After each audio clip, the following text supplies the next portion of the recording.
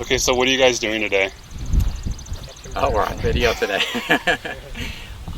We are going to do a marking study out on the prairie, and we're just going to capture as many different individual Regal Fritillary butterflies as possible, give them a unique color combination with a Sharpie, and hope to come back or visit another site and find those same individuals. We can determine a population size, longevity, as well as movement characteristics for those individuals. And just real quickly, what's the deal with the Regal Fritillary? The Regal Fritillary was really widespread, found from the Atlantic coast all the way through the Great Plains states. In the 1980s, there was a severe reduction in the number of populations, mainly east of the Mississippi River. There's only probably a handful left east of the Mississippi, and they are starting to decline in Iowa, Minnesota, and parts of Missouri. Although in this area and further southwest in Missouri, there's thought to have a really stable and robust population sizes, so we're kind of looking at that a little bit more closely. Do you think this is a good population? Like, is this a robust population here? Yeah, and kind of seems like the Idalia area prairies are acting kind of as one larger population. So the thought is that they're pretty stable and robust. So are you seeing movement between like our prairie and High Lonesome or some of the other ones west? We haven't been to High Lonesome, but we did this morning catch one that was caught either here or Paintbrush over at Drovers. Okay, so they're crossing 65. Yes, and we saw that last year as well. Okay, all right, cool. Well, I'll let you guys get to work. You guys ready? Always. All right. Hey, I'm 6 foot. I have to start working on it before we get to the left.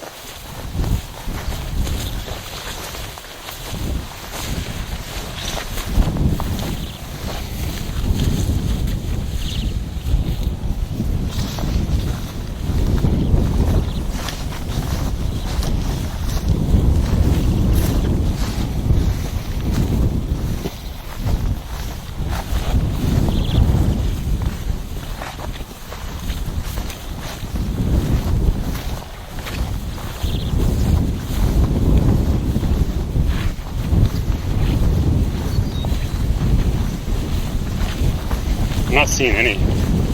Yeah, it's been a windy, cloudy day, so they're all duck and covering today.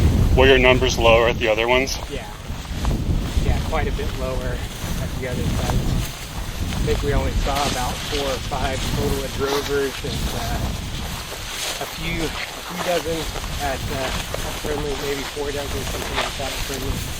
Okay. I had hoped when we got here and broke for lunch, the sun peeked out, and I'm starting to see some of them come out of the grass, but quiet. Have you been to Goodnight Henry's Prairie? It's just northeast of here. It's a MPF prairie. I drove by there yesterday and I saw a Regal just from like parking my car alongside of it. Really? Yeah. Good night, Henry? Goodnight Henry. Good night. It's a 40-acre prairie, just like slightly northeast of here. Okay. Now we've Ashley has been going out to a few other prairies nearby, Mora, Ionia, and then Grandfather Prairie, which I think is in the county north of here. I've been to Grandfather. That's just on the other side of 65. Yeah. I've never been to Ionia. I don't know where that is. I couldn't find it on a map. Yeah, I think you have to use like Google Maps or something like that to get. It wasn't on Google Maps. It wasn't? Oh, okay. I'll have to ask her. Yeah. But I've been to Mora. That's pretty cool. Yeah. I heard that was mostly a reconstruction. It looks like it. She sent me a couple of pictures the other day, and it looks definitely like a reconstruction. It's not pretty by any means, but it can be someday. It's got a lot of work to do. It's a lot of land. Yeah. It looks like with Ionia, there may be some sort of ag practice that they're doing as well, like food plots or something. They're doing that at Mora. Are they? They're doing cover crop stuff. You see one?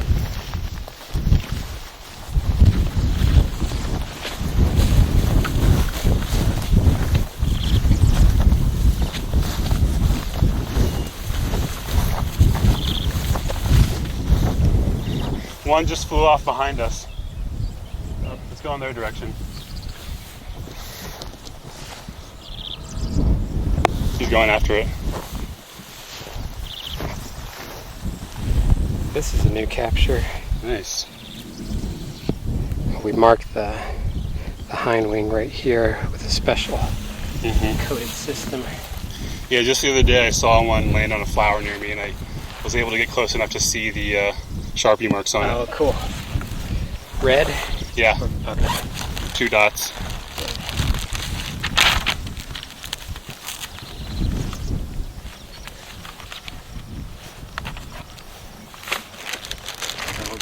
We had to move on to 3 dots because we marking red for. Oh, so you're GPS tagging it. Yeah. This will help us understand movement of the butterflies as well, which I do a lot of.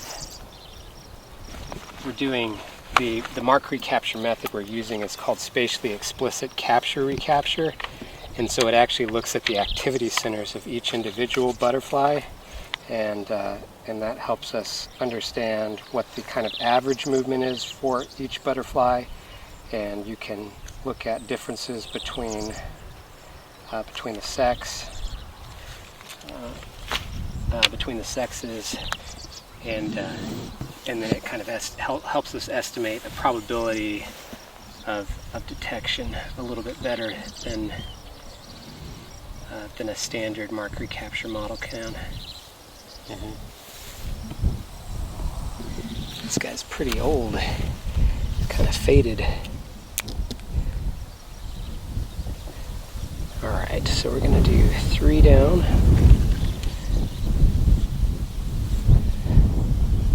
And then this one. That one.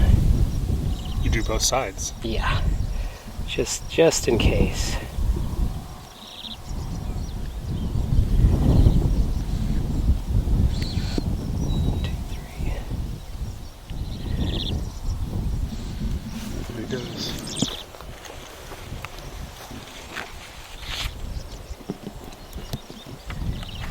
Alright, 1. Yeah, the cool thing about I the... see one out there, Okay. straight ahead. Bobbing around.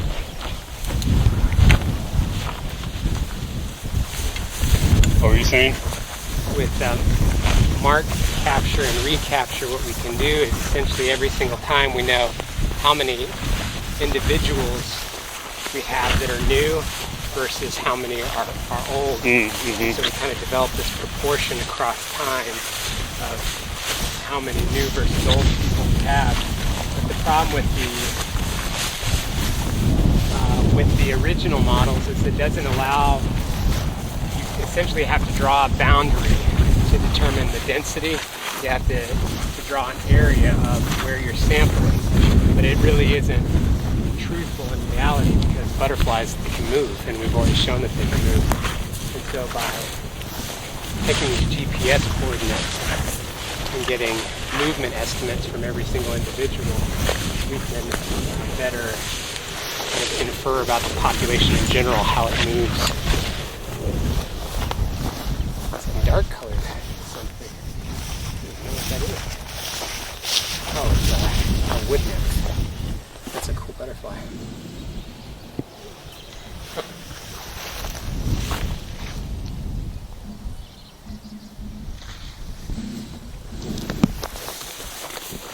I don't know if I got that on camera.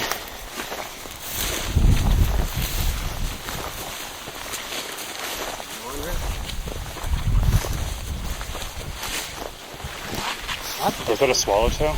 Yeah, There's a lot of. I've been seeing a lot of those the last few days. yeah. The monarchs are really out. And monarchs. Yeah, last night I could see them breeding or Yeah. mating. Flying around Yeah. each other. Yeah. There were a lot of monarchs out at Prairie. A lot more than we've seen this year. My mom's obsessed with planting butterfly milkweed and different types of milkweed. So there's. Oh wow, there's the dead snapping turtle. Yeah. I hadn't seen that until now. Yeah, we came up on it the first day. There was actually a whole bunch of regals on it. I think Dan caught 5 at once with just a drop of the net.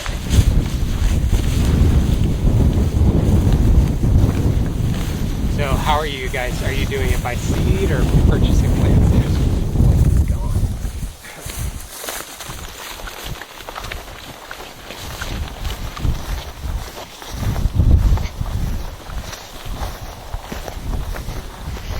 We collect a lot of our own seed from this prairie. Okay. We don't normally purchase seed unless it's to seed a big area we're doing a reconstruction. Right. But if it's just to like expand a particular flowering plant, there's one.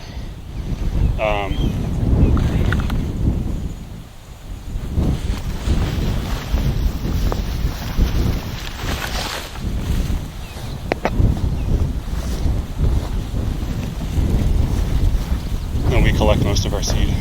That's great. Have you found any Mead's milkweed this year? No.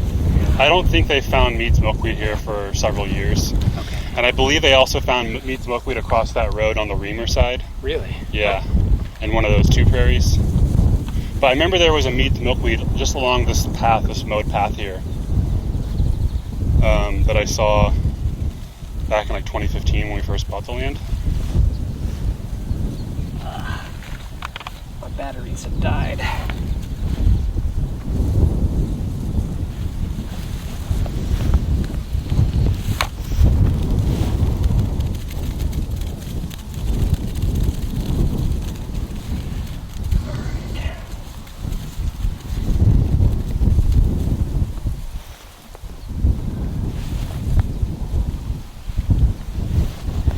This guy's old too. His wings are all chewed up. Mm-hmm. Let's see here.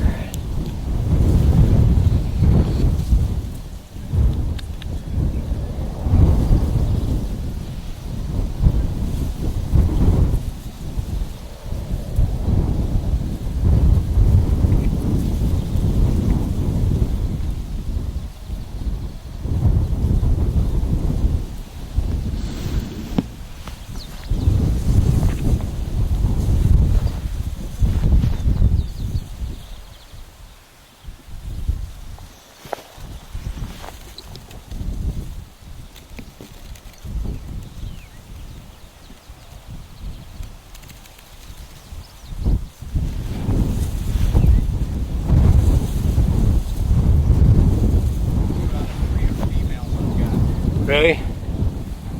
I'm gonna have to go back to the car. I left. I ran out of batteries in the GPS unit. Can you mark a point right here for me? Yeah. What unit are you? 10. 10. Okay. I think I forgot to put 2 batteries in my battery.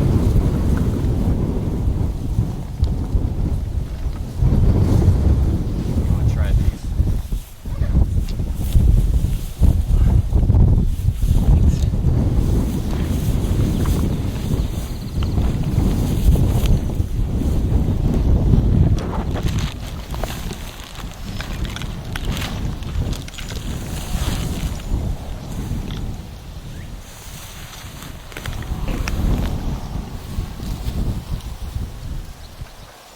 So what kind of role does the Regal play in the ecosystem? Well, it's a good question. I don't want to say like every species is, super important, but it does seem to be a kind of an indicator species. So they're oftentimes the first ones to go, or one of the first species to go when a prairie starts to experience disturbances. Mm-hmm.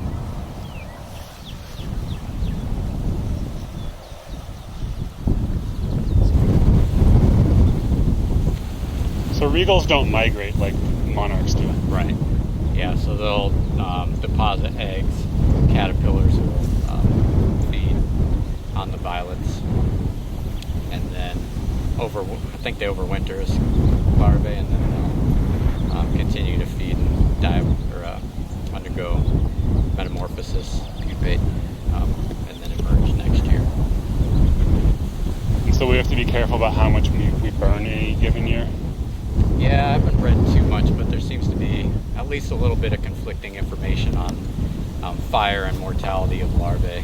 Okay. I think some papers have seen larvae after a fire and some haven't, so maybe it has to do with the intensity of the fire. Okay. But in general, you want to do a patchwork burn.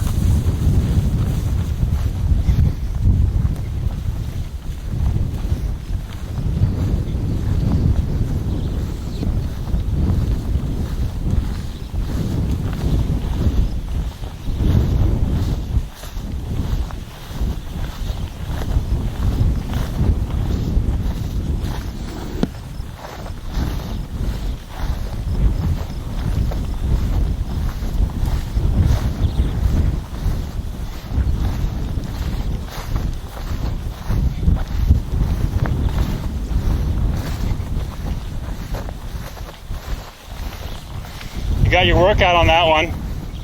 I like this dad.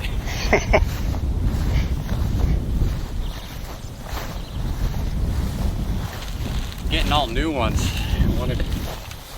That's good. Well, Or not good. for data analysis, It's not as good. yeah, the remarks are the really important ones. So how many times have you done a survey here this spring and summer? I think this might be our 7th. Oh, wow. And how many more do you plan on doing?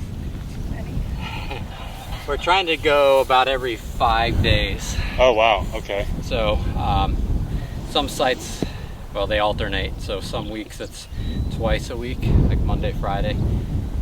And then the other site's Wednesday, and then it flip-flops.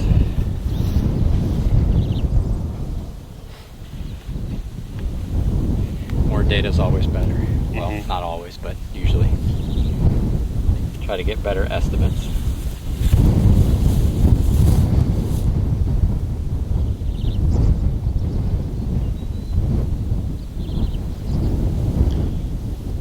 Do you often do surveys on private land? Not too often.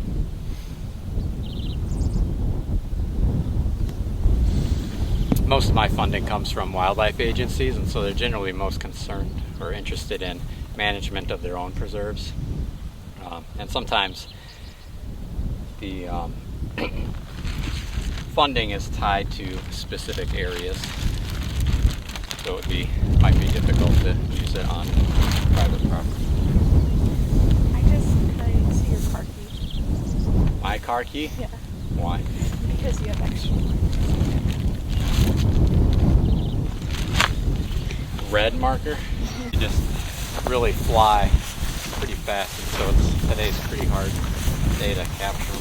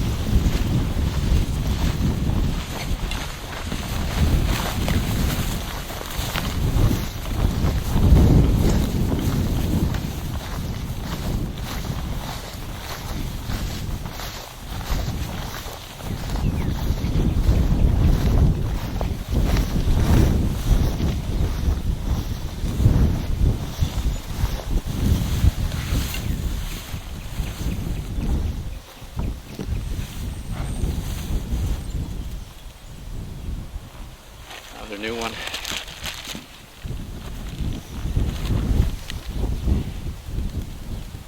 So are they still hatching? Females might be Are they emerging, pupating or? but it seems like the males are pretty much done. I mean, this one looks old. It's kind of faded, worn. But they just seem to maybe be moving around now. And we didn't, we can't really claim we caught every single one here last time, so it could have eluded us.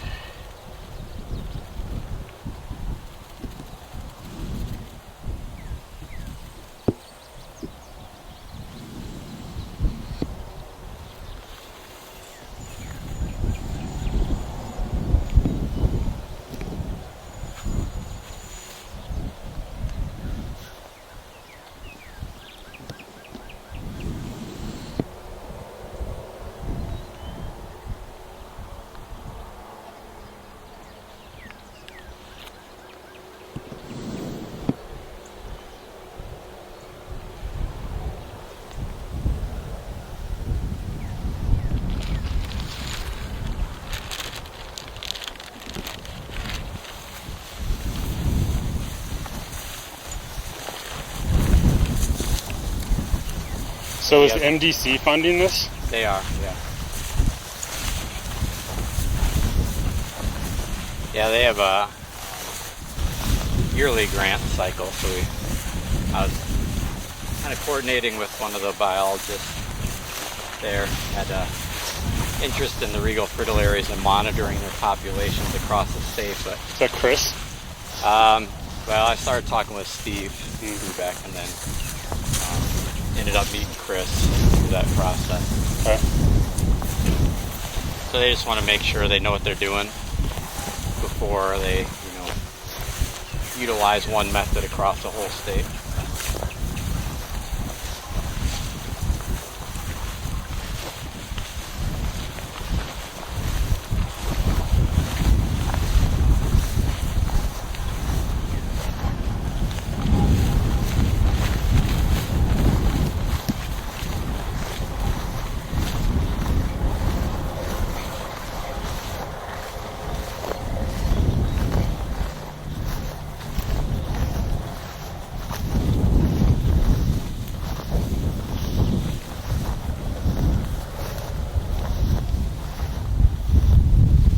I thought it maybe dove down Yeah. in the grass. That's what I thought, but then they were kind of magicians sometimes. I saw it and it just disappeared. Yeah. It might have just went up real quick and with the wind just taken off. Well, I guess I'm gonna head down into this. Why do you think there's less on this section? I don't know. First day we came out here, we actually had quite a few. Okay. So it might just be floral resources. I mean, you see the flowers, but I think that the probably the nectar production is slowed down. This was also mowed recently. You can see the mow tracks, so that could affect it as well, maybe. Maybe. There does seem to be something about them aggregating on ridgeline, so they may just kind of be naturally moving uphill. I know in like San Diego County, there's a lot more talk about hilltopping because there's more hills, but some butterflies seem to congregate on the top of a hill. The thought is that that might be to find mates, kind of like the singles bar of the natural world.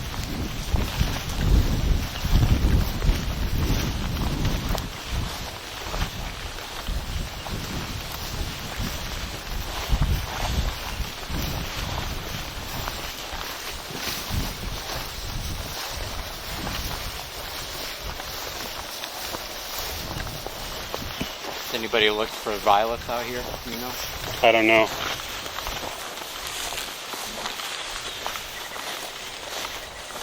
Is that a plant you're able to identify?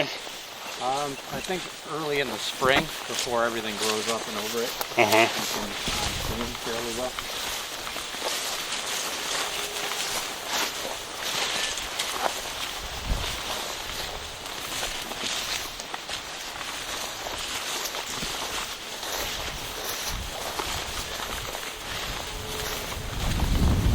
When do they stop breeding, the Regals?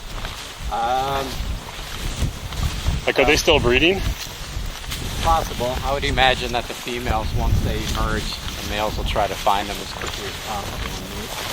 So if there's still females emerging, they'll still be mating, and then I think the females, probably through a good portion of their lifespan, will be depositing eggs.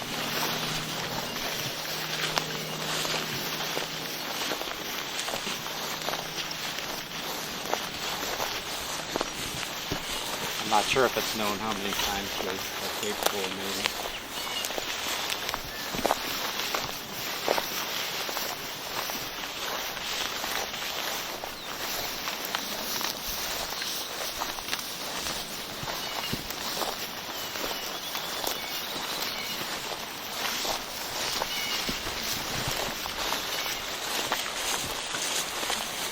White wild indigo. Yeah, I found a blister beetle on one last time. Is that rare? There's one kind of rarely collected blister beetle that has been seen on it. Seems like weevils really get into those seed pods. Yeah. Interesting fly, picture wing fly. Oh, wow. That's very weird.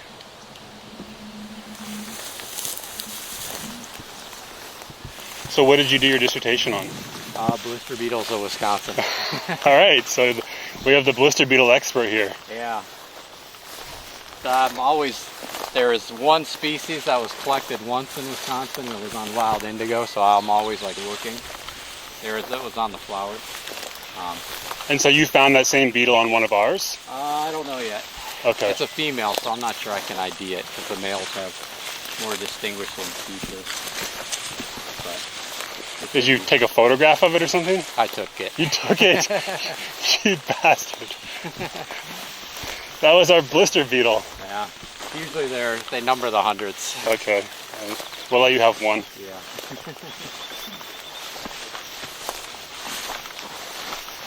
Yeah, in general, insects, you think about extermination companies, it's really hard to eradicate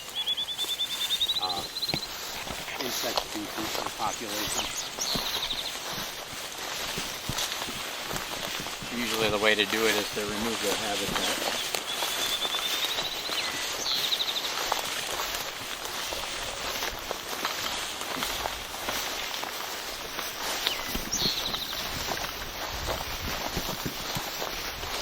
So were you involved with Regal Fritillaries before the study, or was this sort of like your introduction to them?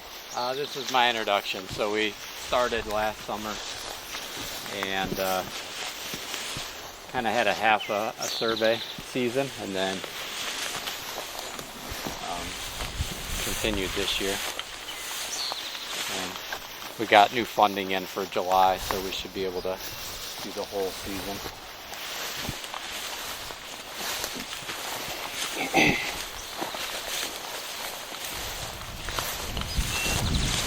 So do you work in a bunch of different habitats, or do you focus mostly on prairie?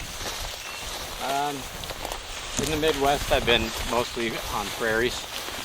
In San Diego, there's not really many grasslands, but it's kind of open, kind of what they say, forelands, and open also sage scrub.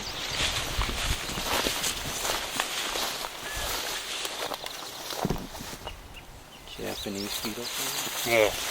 Those are invasive. Yeah. Are we stuck with them? Probably. The good news is it seems like they're pretty heavy, and then they move through an area and their numbers drop a little bit after being in an area for a while. So hopefully their numbers will go down. Some other butterflies. Yeah, these are wood nymphs.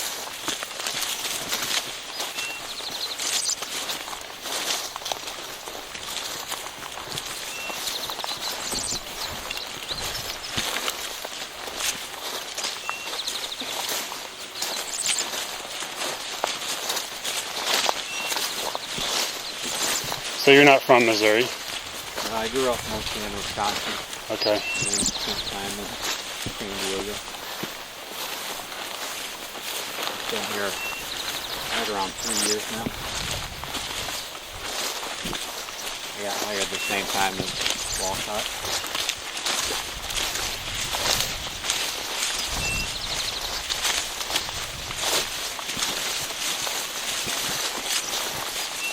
So is this area going to get seeded?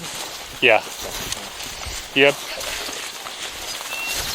Pretty much anything that's not a remnant prairie is either going to be reconstruction or some sort of rehabilitation of a degraded prairie.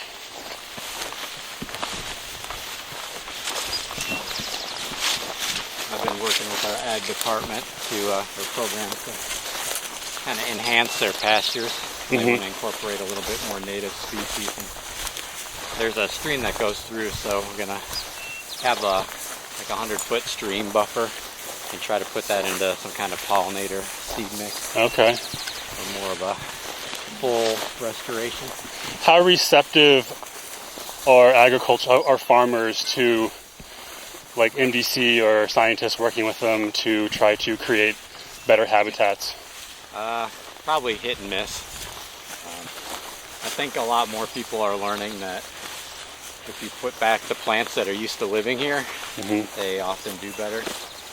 And that's what they're finding out in the summer, is that the kind of cool season grasses that they've been planting for pastures, they don't do well in the summer. So if you have a mix, the cool weather do well in the spring and fall. They get eaten down, cool wasp, and then the warm season grasses, the native grasses, it's on the underside here, will grow in the summer. What kind of wasp is that? I don't know. You're supposed to know these things. I know. Yeah, it isn't. Lead plant. You have a lot of lead plant here. Yeah. I can identify butterflies in the field, otherwise usually they have to be dead and taken into the lab.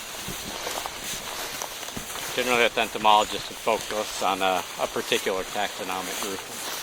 So the big thing in entomology now is like just the massive die-off of so many different insects. Yeah. Is that kind of what everyone's focusing on?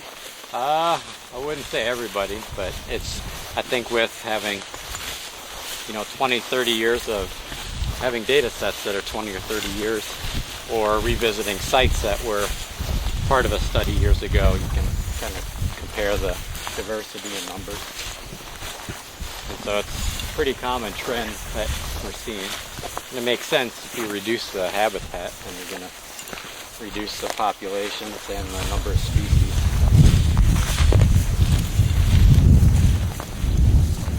But it gets a lot of attention and then it dies away real quickly. It's like, you have a lot of people working on vertebrates still, and they kind of understand the link, but they kind of, they go back to what they've been doing for so long as well. Oh, we need to restore or help habitat, but that doesn't always get their food source back.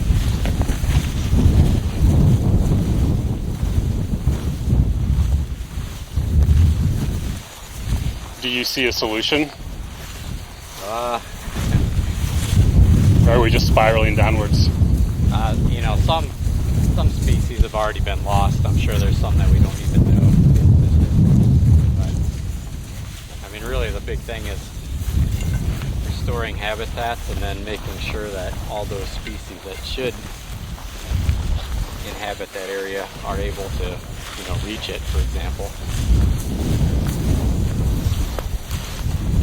That way you establish the habitat and then the populations of the animals that are living there.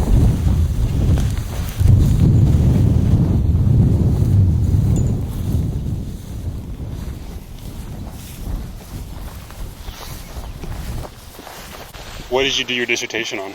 I actually did mine. So my actual PhD is in aquatic resources. Okay. I did it at Texas State University, but I actually worked on white-tailed deer, body development of white-tailed deer in different environments. So there's a lot that's been done related to trying to understand how individuals grow throughout their lifetime and the impacts that growth early on in life have on future reproductive efforts. And so there's this thing called cohort effects, where they're born in a really poor year, in a drought year or something like that, and the nutrition just isn't there for them. That could impact their ability to reproduce and well into the future, especially for males. And so all of that work has been done kind of in the Michigan area. And I grew up in the southeast, and so I'm used to seeing green grass in the winter time, lots of nice fresh green forests. And so I started thinking about, well, what does this mean for deer in lower latitudes? And so I took a bunch of long-term data sets and started kind of looking at that idea of growth and how precipitation can influence growth. Precipitation is kind of a surrogate for plant productivity, and showed that they can actually catch up, at least in the low latitudes, they can catch up for missed growth early on. So if they're born in a really poor year, a drought year, by their age 2 and 3, when they're kind of sexually mature, they are actually kind of on par with all the individuals that would be born in a really good year of nutrition, essentially. Okay, go ahead. I looked at that kind of with adult deer, juvenile to adult deer, and then I also looked at reproduction. Individuals who are born in a good year versus a bad year, what that means for fawning rates, so how many singletons you had versus how many triplets you had, and then what the body mass of those young newborns are as well. So kind of a very holistic approach on body development of deer. Okay. So you're not an entomologist then? No. I just assumed that you were, since you're with... No, I'm actually the mammologist, but I do a lot of population counts. Mm-hmm. So I'm kind of the numbers guy for this. Okay. So I'll do that spatially explicit capture, recapture model. I do all the modeling and density estimations, and I just happen to catch butterflies at the same time. So cool. Yeah. Well, we have a lot of little fawns running around here. Yeah, I've seen them kind of pop up through the grass. Yeah, one scared the hell out of me yesterday when I was walking around. Yeah. Find any? No, I just had the one female up here, but we got a couple in here, but okay. Nothing over there. Nothing. Really? Yeah. Pretty slow day. Yeah. High winds. Yeah. Did you get all the way back into the corner? Yeah. This corner. Okay. I haven't gone back here yet. So. I think that's a milkweed. Yeah, I think it's tall green milkweed, maybe. So I think we got to do this half, or green comet milkweed, something like that.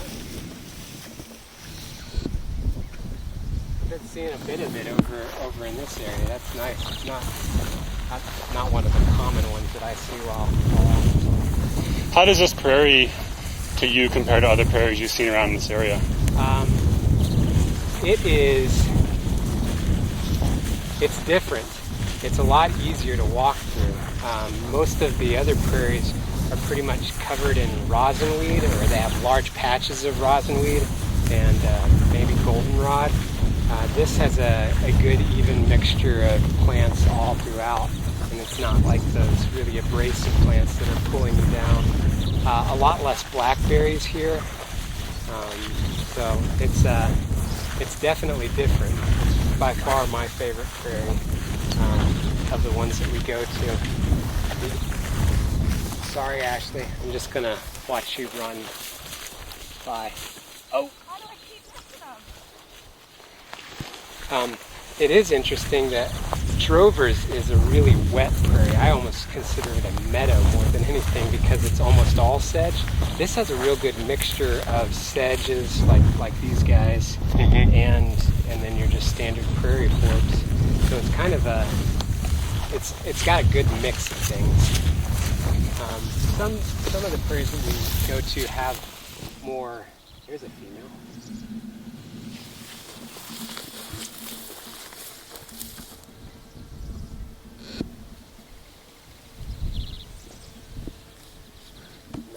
I didn't expect it to land on the flower. Yeah. Was that yarrow? That's the mint again. What is this bug? That is that's a robber fly. That's what I was thinking. It's a bee mimic, though. We've seen a couple of those out here. It's kind of cool.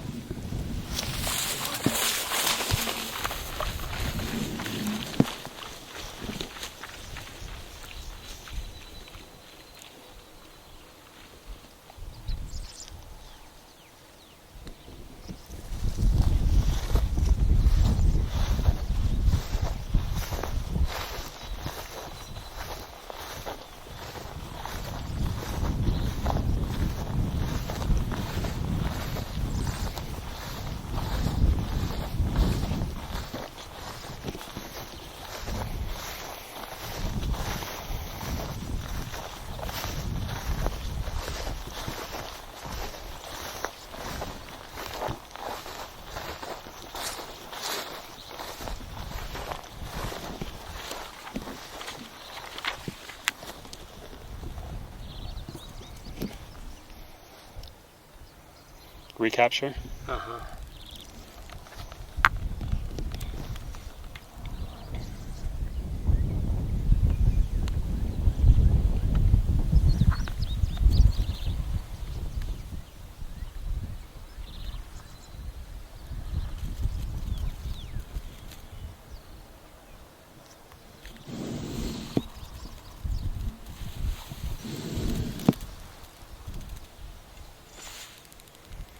Did it travel?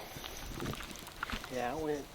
No, I mean, like, was it from this prairie? Oh, yeah, it was marked red, so it's at least paintbrush or marker. Hmm. We haven't had any.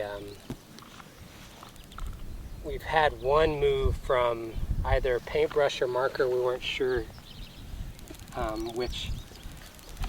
We caught it today over at Drover's. So it moved from one of these to over there. So you don't distinguish us and paintbrush by your marking? No, we're limited in the number of colors that we can do that are distinct enough from each other. Mm-hmm. So we put paintbrush and marker together as red. We can differentiate. So on our notes, we differentiate specifically whether it's paintbrush or marker, and then we can do that by GPS location as well. But you won't know on a recapture? Yeah, not yet. We will know when we go back home and enter the data. Oh, okay. Okay. But just not on site. We can't really tell based off of the color. So do you think there's bobcats in this area? Here? Yeah, I'd say so.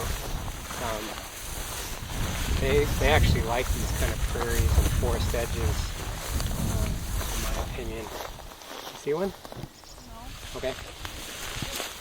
You look like you were going with gusto for a second. Yeah, they like these kind of riparian areas, so I would definitely think that there would be bobcat locally. They're kind of found throughout Missouri, so but they're really. I've never seen any evidence of one. Yeah, I'd say it's probably more likely than not in this area. They do like forest corridors to be able to travel through, so there may be some limited.